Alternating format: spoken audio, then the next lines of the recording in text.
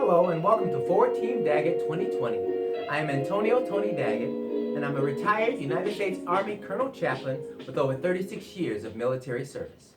And I'm Vita Daggett, the wife of the Colonel for 37 years, and we are the natural parents of 10 children, 8 sons and 2 daughters.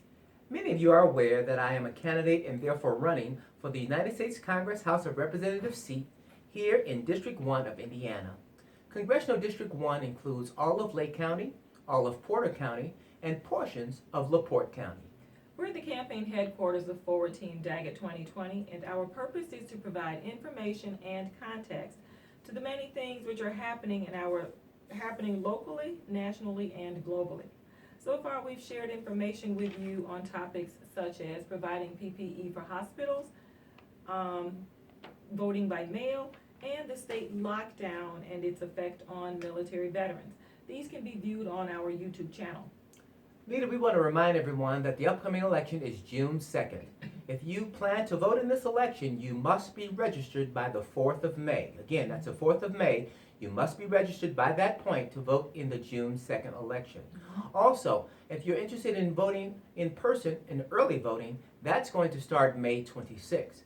But there are people who are voting right now. If you're interested in voting by mail, you can go to the website and download from the indiana.gov or in.gov website an application that will allow you to receive an absentee ballot in the mail. You must have that application in by the 21st of May to your respective county offices to receive your ballot in the mail. So that's very, very crucial and very critical if you'd like to vote by mail. Yes. Before we get into our topic of the day, again, if you'd like to connect with us, you can do so by finding us on Facebook. Just enter in Antonio Tony Daggett. For Instagram, Antonio.Daggett. For Twitter, Antonio Daggett. And again, you can find us on Facebook, on YouTube. Just enter in Forward Team Daggett, and don't forget to like and subscribe. And we are also on podcast.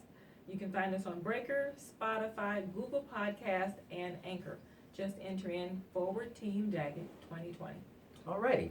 And you know what? In regards to that voting early, if you don't have access to the internet and you'd like to have an application to vote by mail, give us a call here at 219-688-1276, 219-688-1276, and we'll drop an application off to your front door so you can then get it to your county and receive a ballot so you can vote by mail. Our topic this afternoon is on the Postal Service. We had an opportunity to interview 3 individuals who were members of the Indiana State Association of Letter Carriers.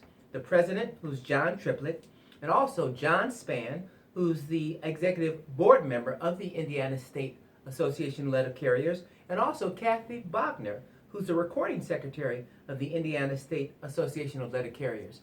They are very concerned, as well as we all should be, that the last stimulus package did not include any bailout for the Postal Service.